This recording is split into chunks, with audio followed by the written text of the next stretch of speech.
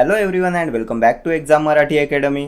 तर आजच्या या व्हिडिओत आपण तुमची जी महाजेनकोची केमिस्ट्रीची एक्झाम होणार आहे त्यासाठी काही इम्पॉर्टंट क्वेश्चन्स पाहणार आहोत. यात काही प्रिव्हियस इयर क्वेश्चन्ससुद्धा इन्क्लूड आहेत. आणि जर तुम्ही या एक्झामची प्रिपरेशन करत असाल तर आता फार्मा बुलेट ॲपवर यासाठी mock test course and PDF book available आहे. या मॉक टेस्ट कोर्समध्ये 50 मॉक टेस्ट आहेत, each containing 60 questions, means 3000 questions आहेत with previous year questions. Unlimited attempts असणार आहेत. तुम्ही कितीही वेळा टेस्ट अटेम्प्ट करू शकता. आन्सर की असणार आहे, त्यानंतर टेस्ट PDF असणार आहेत. 6 मंथची कोर्सची व्हॅलिडिटी आहे. आणि हे जे PDF बुक आहे यात क्वेश्चन्स विथ हायलाइटेड आन्सर्स आहेत. तुमच्या रॅपिड रिव्हिजनसाठी बेस्ट बुक आहे. यातसुद्धा प्रिव्हियस इयर क्वेश्चन्स इन्क्लूड आहेत. बुक फीचर्समध्ये अँड ॲपमध्ये कोर्सच्या डिस्क्रिप्शनमध्ये पूर्ण डिटेल्स मेन्शन आहेत. ॲपची लिंक डिस्क्रिप्शनमध्ये आहे.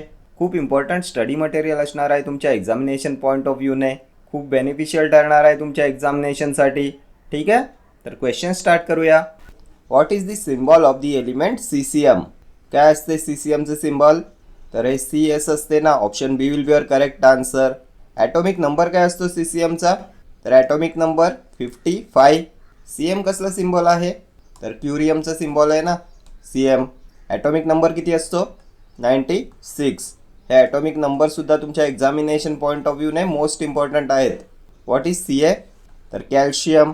CA atomic number 20. CU copper. Atomic number किती आहे? 29. नेक्स्ट क्वेश्चन पाहूया.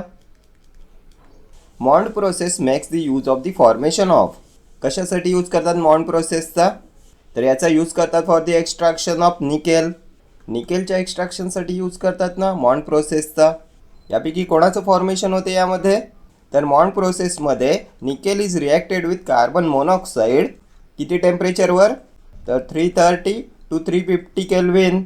काय प्रोड्यूस होते यामध्ये? तर निकेल टेट्राकार्बोनिल. इम्प्युअर फॉर्ममध्ये असते हे. आणि हे जे निकेल टेट्राकार्बोनिल आहे याला जेव्हा आपण हीट करतो at a temperature 450 to 470 kelvin, then it will produce pure nickel and carbon monoxide. तर मग काय लिहिते करेक्ट आन्सर? तर nickel tetracarbonyl. Option D will be your correct answer. when nickel is react with carbon monoxide, it will produce nickel tetracarbonyl. And when nickel carbonyl is heated at temperature 450 to 470 Kelvin, it will produce a pure nickel and carbon monoxide. ठीक है. Next question पाहूया. Following statement is more accurate with respect to limitations of Arrhenius relationship for stability prediction. Order of degradation will alter at higher temperature. Equal moisture concentrations will be mentioned at different temperatures. Less relative humidity and oxygen solubility at higher temperature. Same degradation mechanisms may predominate at different temperatures. यापैकी कोणता accurate statement आहे with respect to limitations of Arrhenius relationship for stability prediction? तर यापैकी more accurate statement येईल तुमचं less relative humidity and oxygen solubility at higher temperature. Option C will be your correct answer. This is more accurate with respect to limitations of Arrhenius relationship for stability prediction. Previous year विचारण्यात आलेला question आहे हा मॉन्ड प्रोसेसचा question सुद्धा previous year question आहे. ठीक आहे. Next question पाहूया. The objects in motion on ground level possess dash energy, taking ground level at zero potential. Potential, frictional, kinetic, gravitational. कोणती एनर्जी असते ऑब्जेक्ट्समध्ये जे मोशनमध्ये असतात on ground level, taking ground level at zero potential? तर kinetic energy असते ना. Option C. Kinetic energy of an object is the energy that it possesses due to its motion. मोशनमुळे ऑब्जेक्ट्समध्ये जी एनर्जी असते ती असते कायनेटिक एनर्जी. फॉर्म्युला काय असतो कायनेटिक एनर्जीचा? तर half mv². m is mass, p is velocity. हा फॉर्म्युलासुद्धा एक्झामिनेशन पॉईंट ऑफ व्ह्यूने इम्पॉर्टंट आहे. देन युनिट काय असते कायनेटिक एनर्जीचं? युनिटसुद्धा खूप वेळा एक्झामला रिपीट झालेलं आहे. काय असते? तर जूल असते ना कायनेटिक एनर्जीचं unit. And joule is equal to kg m² s². ठीक आहे. नेक्स्ट क्वेश्चन पाहूया. The information not conveyed by thermodynamics is about spontaneity of a reaction, yields of the products formed, rates of reactions, all the three above. The information not conveyed by thermodynamics. तर what is thermodynamics? The thermodynamics deals with how the energy is interconverted. It deals with the feasibility of a reaction. Then it deals with the energy changes related to a chemical reaction. आणखी काय येईल थर्मोडायनॅमिक्समध्ये, तर it deals with work done by the system and work done on the system. हे सर्व points तुमच्या examination point of व्ह्यूने most important आहेत. यापैकी काहीही दिलं जाऊ शकते तुम्हाला ऑप्शन्समध्ये. तर आता इथे काय दिलं आहे, स्पॉन्टॅनिटी ऑफ ए रिॲक्शन. तर थर्मोडायनॅमिक्समध्ये येईल हे. Thermodynamics is concerned with the spontaneity of a reaction. Then yields of the products formed. तर thermodynamics is concerned with the yields of the products formed also. हे सुद्धा येईल थर्मोडायनॅमिक्समध्ये. रेट्स ऑफ रिॲक्शन्स, तर हे थर्मोडायनॅमिक्समध्ये येणार नाही. Thermodynamics is not concerned with the rate of reaction. यासाठी केमिकल कायनेटिक्स असते ना, chemical kinetics is concerned with the rate of reaction. So option C येईल तुमचं correct answer. Not conveyed by thermodynamics विचारले ना. नेक्स्ट क्वेश्चन पाहूया. Which of the following typically as a low melting point, metals, non metals, metalloids, transition metals. Low melting point कोणाचं येईल, तर non मेटल्सचा असतो ना लो मेल्टिंग पॉईंट, ऑप्शन बी. हा सुद्धा प्रिव्हियस इयर क्वेश्चन आहे. Non metals typically have a low melting point. Oxygen येते ना नॉन मेटल्समध्ये, मेल्टिंग पॉईंट किती असतो, तर -218.8 डिग्री सेल्सिअस असतो ना melting point of oxygen. High melting points असतात तुमच्या मेटल्सचे. मेटल्समध्ये तुमच्या आयरनचा मेल्टिंग पॉईंट किती असतो, तर 1538 degree Celsius. Metals have high melting points. Metalloids, तर यामध्ये मेटल्स अँड नॉन मेटल्स दोघांच्या प्रॉपर्टीज असतात, यांचेसुद्धा हाय मेल्टिंग पॉईंट्स असतात. ट्रान्झिशन मेटल्स काय असतात, तर डी ब्लॉकमध्ये असतात ना तुमचे ट्रान्झिशन मेटल्स. आपण पाहिलं होतं स्कॅन्डियम, इट्रियम, त्यानंतर लुटेटियम, लॉरेन्सियम, टिटॅनियम, झिरकॉनियम, त्यानंतर व्हॅनॅडियम. हे येतात ना तुमच्या ट्रान्झिशन मेटल्समध्ये. पिरियॉडिक टेबलमध्ये डी ब्लॉकमध्ये असतात हे. ठीक आहे, नेक्स्ट क्वेश्चन पाहूया. The coordination number is in the ionic solids NaCl, sodium chloride and cesium chloride respectively are. काय coordination number of NaCl and CaCl, sodium chloride and cesium chloride. तर तुमच्या NaClचा सोडियम क्लोराईडचा coordination number असतो 6. NaCl मध्ये each sodium ion is surrounded by 6 chloride ions and cesium chloride मध्ये each cesium ion is surrounded by 8 chloride ions. So coordination number sodium क्लोराईडचा येईल 6 आणि CCM क्लोराईडचा येईल 8. कोणत्या ऑप्शनमध्ये आहे, तर 6, 6, 8, 6, 6, 8. Option C will be your correct answer. NaClमध्ये each sodium ion is surrounded by 6 chloride ions and each chloride ion is surrounded by 6 sodium ions. And cesium chlorideमध्ये each cesium ion is surrounded by 8 chloride ions and each chloride ion is surrounded by 8 cesium ions. Next question पाहूया. Vapour pressure of benzene at 180 degree Fahrenheit is. किती vapour pressure असते बेन्झिनचं at 180 degree Fahrenheit, 957 mm of Hg, 760 mm of Hg, 811 mm of Hg, 882 mm of Hg. Vapour pressure of benzene at 180 degree Fahrenheit किती असते, तर 811 mm of Hg असते ना. Option C will be your correct answer. Next question. Which of the following is not an acid.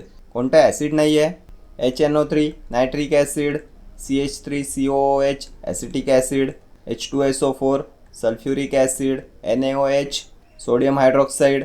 This is not an acid. Option D will be your correct answer. Sodium hydroxide, potassium hydroxide हे bases आहेत ना, आणि हे base देतात hydroxyl ion when dissolve in water.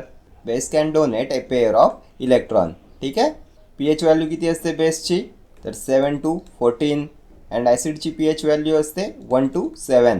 And acid gives off hydrogen ions when dissolve in water. Then acid turns blue litmus paper into red and base turns red litmus paper into blue. ABr आणि BRB पाहिलं होतं ना आपण. Acids blue into red, bases red into blue. Next question पाहूया. A system which can exchange energy with the surroundings but no matter is called. A heterogeneous system, an open system, a closed system, and isolate system. System which can exchange energy with the surroundings but no matter. तर closed system असते ना, option C.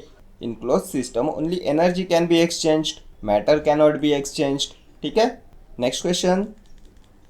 Considering the atomic number and position of the elements silicon, beryllium, magnesium, sodium and phosphorus in the periodic table, arrange its metallic character in the increasing order. Increasing ऑर्डरमध्ये तुम्हाला metallic character arrange करायचे आहेत यांचे. तर metallic character कसे increase होतात periodic टेबलमध्ये? तर metallic character increases down a group and decreases along a period from left to right. तर काय येईल order of increasing metallic character? तर सगळ्यात आधी येईल तुमचं फॉस्फरस, देन येईल तुमचं सिलिकॉन, त्यानंतर येईल बेरिलियम, नंतर येईल मॅग्नेशियम, आणि मॅग्नेशियम नंतर येईल तुमचं sodium. Phosphorus, silicon, beryllium, magnesium, sodium कोणत्या ऑप्शनमध्ये दिलं आहे? तर phosphorus, beryllium, phosphorus, silicon, sodium, phosphorus, silicon, magnesium, phosphorus, silicon, beryllium, magnesium, sodium. Option D will be your correct answer. Next question पाहूया. If we take 35 ml of 0.250 ml of ferrous to titrate 100 ml at a solution containing dichromate, what is the molar concentration of dichromate? किती molar concentration येईल डायक्रोमेटचं if we take 35 ml of 0.250 molar ferrous and to titrate 100 ml at a solution containing dichromate. तर आपल्याला ferrous आयन्सचं volume किती दिलं आहे? तर volume दिलं आहे तुम्हाला 35 ml. त्यानंतर फेरस आयन सोल्युशनची मोलॅरिटी किती दिलं आहे? तर 0.250 मोलार. डायक्रोमेट सोल्युशनचं व्हॉल्यूम किती दिलेलं आहे? तर 100 ml. विचारलंय काय? तर मोलार कॉन्सन्ट्रेशन ऑफ डायक्रोमेट. तर यामध्ये सगळ्यात आधी आपल्याला कॅल्क्युलेट करावं लागेल मोल्स ऑफ डायक्रोमेट आणि त्यानंतर त्याची मोलॅरिटी कॅल्क्युलेट करावी लागेल. कारण मोलॅरिटीचा फॉर्म्युला काय असतो? तर molarity is equal two moles divided by litre. Molarity is moles of solute per litre solution. तर सगळ्यात आधी फेरस आयनचे मोल्स कॅल्क्युलेट करूया. फेरस आयनचं व्हॉल्यूम किती दिलं आहे? तर 35 ml. लिटरमध्ये किती येईल हे? तर 0.035 लिटर होईल ना. आणि आता मोल्स ऑफ फेरस आयन काय येईल? तर 0.035 मल्टिप्लाइड बाय 0.250. इथे मोलॅरिटी दिले ना 0.250. या फॉर्म्युल्यामध्ये आपण या व्हॅल्यू पुट केल्या तर काय येईल याचा आन्सर सॉल्व केल्यावर? तर 25 5 आर 125. इथे 5 आला, कॅरिंग आले 12. 25 3 आर 75. 75 प्लस 12 87 येतील. 87 येतील इथे. 1 2 3 4 5 1 2 3 4 5 0.00875 येईल तुमचा आन्सर. 0.00875 मोल. ठीक आहे. तर आता आपल्याला कॅल्क्युलेट करावं लागेल मोल्स ऑफ डायक्रोमेट. कसं कॅल्क्युलेट करणार हे? तर आता आपल्याला याची बॅलन्स रेडॉक्स रिॲक्शन माहिती असायला पाहिजे. काय असते ही रिॲक्शन?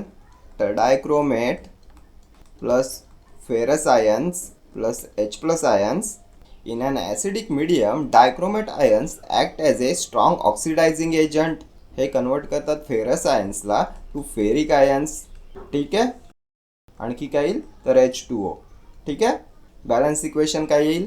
तर 6 फेरस आयन्स, इथे सुद्धा 6 फेरिक आयन्स येतील. इथे O7 आहे, सो इथे 7H2O येईल. इथे H14 झाले, इथे सुद्धा 14H येईल. ही झाली तुमची बॅलन्स रिॲक्शन. तर आता आपल्याला कॅल्क्युलेट करायचे मोल्स ऑफ डायक्रोमेट. या इक्वेशननुसार मोल ratio between ferrous ion and dichromate काय येईल? तर 1:6 येईल ना. 1 mole of dichromate is to 6 mole of ferrous ions. So डायक्रोमेटचे मोल्स कसे काढणार आपण? तर फेरस आयनचे मोल्स इथे पाहिले ना आपण 0.00875 मल्टिप्लाइड बाय रेशो काय पाहिला आपण? तर 1 mole of dichromate is to 6 mole of ferrous ion. Solve करा. काय येईल? तर 0.00 6 1 6 6 1 6 8 - 6 2 2 7 27 6 4 24 27 - 24 3 3 5 35 6 5 30 35 - 30 5 50 50 6 8 48. 0.00458 मोल डायक्रोमेट. आता आपण मोल्स काढले. आता आपल्याला कॅल्क्युलेट करायचे मोलॅरिटी ऑफ डायक्रोमेट. तर यासाठी आपल्याला डायक्रोमेटचं व्हॉल्यूम कन्वर्ट करायला लागेल इंटू लिटर्स. किती दिले आपल्याला व्हॉल्यूम? तर 100 ml दिले ना. लिटर्समध्ये किती होईल? 0.1 लिटर. लिटरमध्ये कन्वर्ट करण्यासाठी याला आपण डिवाइड केलं 1000ने. 0.1 लिटर येईल. मोलॅरिटीचा फॉर्म्युला काय पाहिला इथे आपण? तर मोल डिवायडेड बाय लिटर. मोल किती कॅल्क्युलेट केले आपण? तर इथे आपण कॅल्क्युलेट केलं ना 0.00148. तर याला डिवाइड करा लिटरने. 0.00148 डिवायडेड बाय लिटर्स किती? तर 0.1. And Wien you solve this you will get 0.01458 molar. Molar concentration of dichromate येईल तुमचं 0.01458. ठीक आहे. कोणत्या ऑप्शनमध्ये दिलं चेक करा. तर 0.14 हे येणार नाही, 0.0146 तर 1458 इथे 8 आहे सो इथे 5चा 6 होईल, 0.0146 ऑप्शन बी येईल तुमचं correct answer. Molar concentration of dichromate is 0.0146. Next question पाहूया. Bohr's model of the atom was able to accurately explain why spectral lines appear when atoms are heated, the energies of the spectral lines for each element, why electrons travel in circular orbits around the nucleus, none of these. Bohr's model of the atom was able to accurately explain. तर हे bourse model कधी आलं होतं? तर 1913. Niels Bohr propose the Bohr model of the atom in 1913. आणि हे modification होतं तुमच्या रुदरफोर्ड्स ॲटॉमिक मॉडेलचं. काय होतं बोर्स मॉडेलमध्ये? तर electrons move in the fixed orbitals. जे इलेक्ट्रॉन्स असतात ते एका फिक्स्ड ऑर्बिटल्समध्ये मूव्ह करतात आणि प्रत्येक ऑर्बिटची एक फिक्स्ड एनर्जी लेवल असते. Bohr model indicates that electron moves in the fixed orbitals and each orbital has a fixed energy level. ॲटममध्ये nucleus is surrounded by negative electrons आणि electrons far away from the nucleus had more energy than electrons near the nucleus. जे electrons जास्त दूर असतात न्यूक्लियसपासून त्यांच्यामध्ये जास्त energy असते than electrons near to the nucleus. So इथे आपल्याला ऑप्शन्समध्ये काय दिलं आहे? Why spectral lines appear when atoms are heated हे येणार नाही. The energies of the spectral lines for each element हे सुद्धा येणार नाही. Why electrons travel in circular orbits around the nucleus हे येईल तुमचं correct answer option C. Bohr's model explain why electrons travel in circular orbits around the nucleus. ठीक आहे. Next question. Which one of the following is the best method for determining concentration of NaOH solution? Sodium hydroxide solution. Standardization with potassium hydrogen thalate, to check the pH with litmus paper, to measure the pH of the solution with the calibrated pH electrode, standardize with HCl until red, standardize with HCl until a red or clear end point is detected. Best method for determining concentration of sodium hydroxide solution. कोणती best method येईल यापैकी? तर आपण पाहिलं होतं ना, sodium hydroxide is standardise by titrating against potassium hydrogen phthalate. Option येईल तुमचं correct answer. Standardisation with potassium hydrogen phthalate. काय असते हे? तर हे असते तुमचं primary standard. And reaction between sodium hydroxide and potassium hydrogen phthalate is use to calculate the concentration of NaOH solution. काय रिॲक्शन? तर KNAP ॲक्वस अँड H2O. ठीक आहे. हे जे पोटॅशियम हायड्रोजन थॅलेट आहे हे आहे तुमचं good primary standard. Next question पाहूया. Which one of the givens is a mineral acid? कोणता आहे यापैकी mineral acid? Lactic acid, formic acid, tartaric acid, hydrochloric acid. तर हायड्रोक्लोरिक ॲसिड येईल ना mineral acid. Option D. HCl असते ना hydrochloric acid, हे असते मिनरल ॲसिड. त्यानंतर कोणता आहे first mineral acid? Which is the first mineral acid discovered? तर हे आहे तुमचं sulphuric acid. Sulphuric acid was the first mineral acid discovered. हा सुद्धा प्रिव्हियस इयर विचारण्यात आलेला क्वेश्चन आहे. आणि काय असते मिनरल ॲसिड? तर acid derived from an inorganic compound that dissociates to produce hydrogen ion in water. याला म्हणतात mineral acid.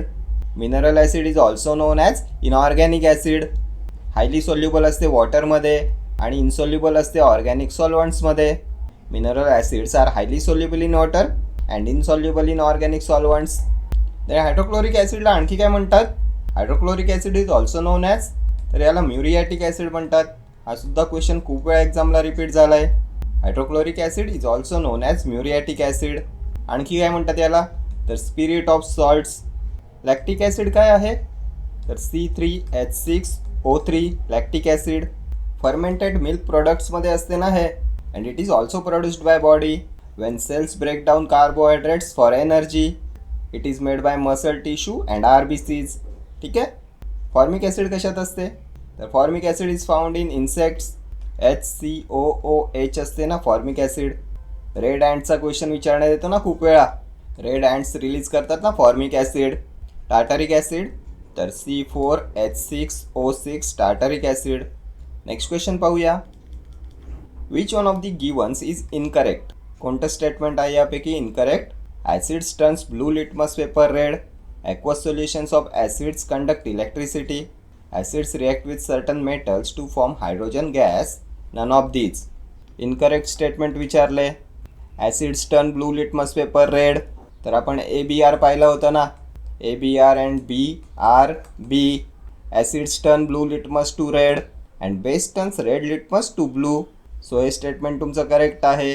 ABR, acid turns blue litmus paper red. Then aqueous solution of acids conduct electricity. तर आपण जेव्हा acid dissolve करतो वॉटरमध्ये तेव्हा ते dissociate होते into ions. Positive and नेगेटिव्ह आयन्समध्ये डिसोसिएट होते ना ॲसिड ॲक्वस सोल्युशनमध्ये. And these ions are able to move and carry electric charge. हे इलेक्ट्रिसिटी कंडक्टर असतात. सो हे स्टेटमेंटसुद्धा करेक्ट आहे. Aqueous solutions of acids conduct electricity. Then acids react with certain metals to form hydrogen gas. तर हे सुद्धा correct आहे. Acids react करतात मेटल्स बरोबर आणि प्रोड्यूस करतात hydrogen gas and salt. Zinc मेटलचं एक्झाम्पल घ्या. Zinc reacts with hydrochloric acid to produce zinc chloride and hydrogen gas. इथे Cl2 आहेत, इथे सुद्धा HCl2 येतील. इथे हायड्रोजन 2 झाले, इथे सुद्धा हायड्रोजन 2 आहेत. So acids react with certain metals to form hydrogen gas. हे सुद्धा करेक्ट आहे. आपल्याला इथे इनकरेक्ट स्टेटमेंट विचारलं आहे. सो नन ऑफ दिस येईल तुमचं करेक्ट आन्सर. Option D. ही तीनही स्टेटमेंट करेक्ट आहेत. नेक्स्ट क्वेश्चन पाहूया.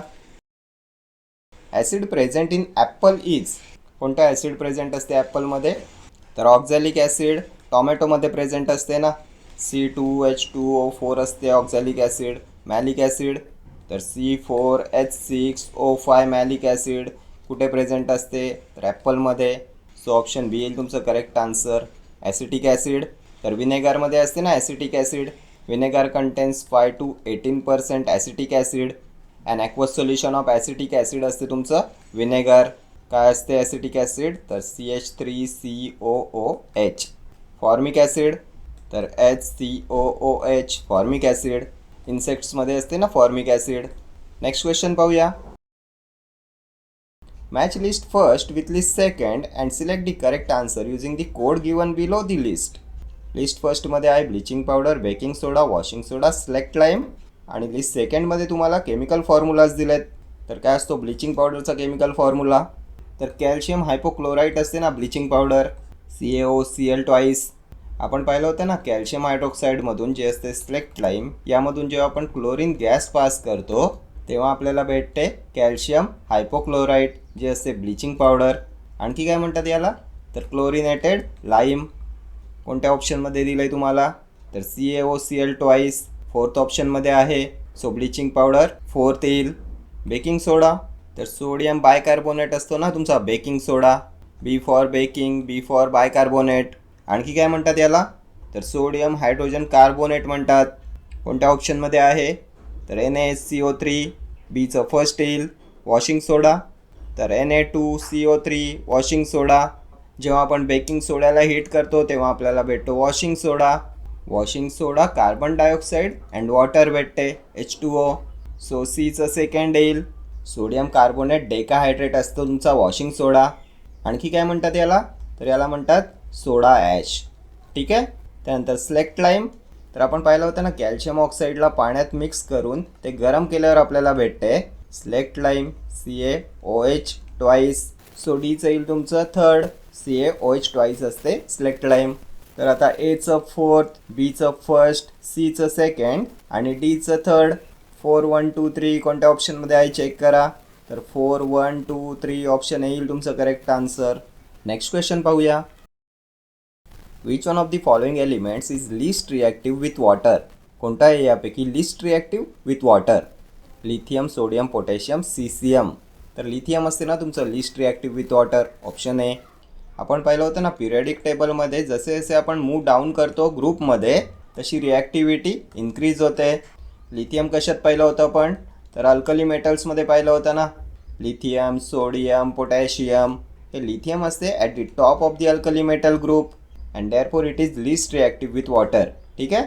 The reactivity of alkali metal with water increases as you move down the group. Lithium असते तुमचं लिस्ट रिॲक्टिव्ह. अँड मग मोस्ट रिॲक्टिव्ह कोणतं येईल? तर हे असते तुमचं फ्रॅन्सियम. ठीक आहे. नेक्स्ट क्वेश्चन पाहूया. The raw materials used for the manufacture of Portland cement are lime silica sulfur dioxide, lime silica carbon dioxide, lime silica alumina, lime silica boric acid. Raw material used for the manufacture of Portland cement. तर Portland सिमेंटमध्ये use करतात lime silica and ॲल्युमिनाचा. कोणत्या ऑप्शनमध्ये आहे? तर lime silica alumina, option C येईल तुमचं करेक्ट आन्सर. पोर्टलँड सिमेंटमध्ये लाईम असते तुमचं 63%, त्यानंतर सिलिका असते 22%, ॲल्युमिना असते तुमचं 3 to 8%. आणखी काय असते यामध्ये? तर आयरन ऑक्साईड असते 3 to 4%, त्यानंतर मॅग्नेशियासुद्धा असते यामध्ये 1 to 3%. ठीक आहे. नेक्स्ट क्वेश्चन पाहूया. The antacid marketed as milk of magnesia has main ingredient. तर मिल्क ऑफ मॅग्नेशियामध्ये मॅग्नेशियम हायड्रॉक्साईड असते ना, option C will be your correct answer. Magnesium हायड्रॉक्साईडचं ब्रँड नेम आहे ना milk of magnesia. 7.5 to 8% magnesium hydroxide असते milk of मॅग्नेशियामध्ये. Antacid म्हणून याचा वापर करतात मिल्क ऑफ मॅग्नेशियाचा. नेक्स्ट क्वेश्चन पाहूया. Who had invented the pH scale. हा सुद्धा प्रिव्हियस इयर विचारण्यात आलेला क्वेश्चन आहे. कोणी इन्व्हेंट केलं pH scale? Henry Moseley, Wilhelm Roentgen, Benjamin Franklin, SPL Sorensen. तर पीएच स्केल SPL सोरेन्सन येईल ना, ऑप्शन डी. कधी इन्व्हेंट केले? तर 1909मध्ये. पीएच स्केलचा यूज करतात to measure the acidity and basicity of the substance, आणि याची रेंज असते 0 to 14. pH less than 7 indicate करते तुमचं acidity, pH greater than 7 indicates base, आणि pH 7 असते तुमचं न्यूट्रल.